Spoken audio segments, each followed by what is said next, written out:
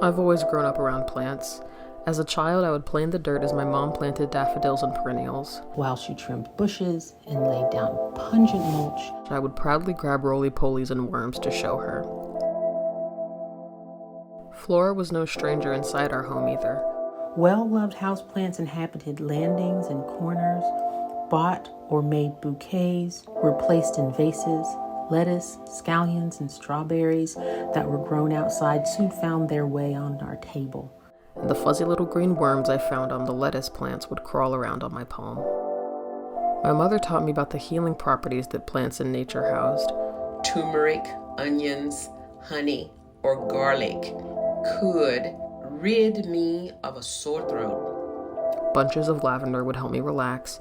Aromatic pots of concoctions of ginger, rosemary, and bay leaves often lived on our stovetop.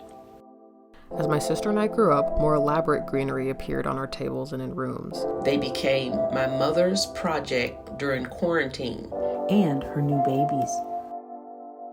I learned that gardening is one of the common grounds my mom shares with her mother. They call and tell each other about what they have in their garden that season and exchange care tips and gardening book titles. Sometimes they even mail or bring bulbs and sprouts to each other.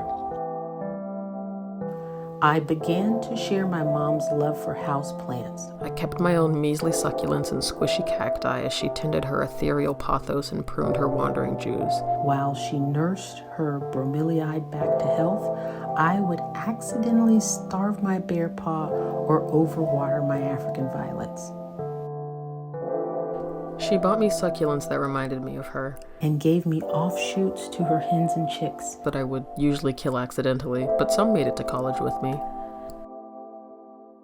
As I began caring for my own plants away from home, I realized how important they were to me. They populated my dorm. They reminded me of my mom. And they gave me something to take care of. And as winter rolled in, and the air chilled, and tears began falling more frequently, I realized my plants reflected my livelihood. My plants reflected my livelihood. My plants reflected my livelihood. When I thrived, they lived, and they died if I wanted to. I came to realize when others would hurt me, they would hurt my plants too. Their leaves soaked up people's malice. Their roots absorbed tainted water. My mom and I still send each other pictures of our plants often. Every tulip, mushroom, and lily reminds me of her, and she has a specific cactus with a little yellow flower in her window that reminds her of me.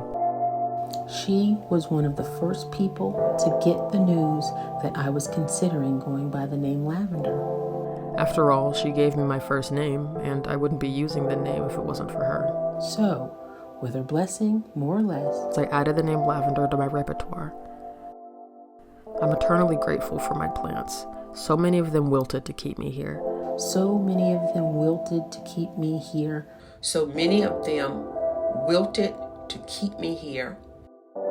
Now with each new plant I acquire, whether I get it from Walgreens or Raffles, I treat them with more love than the last.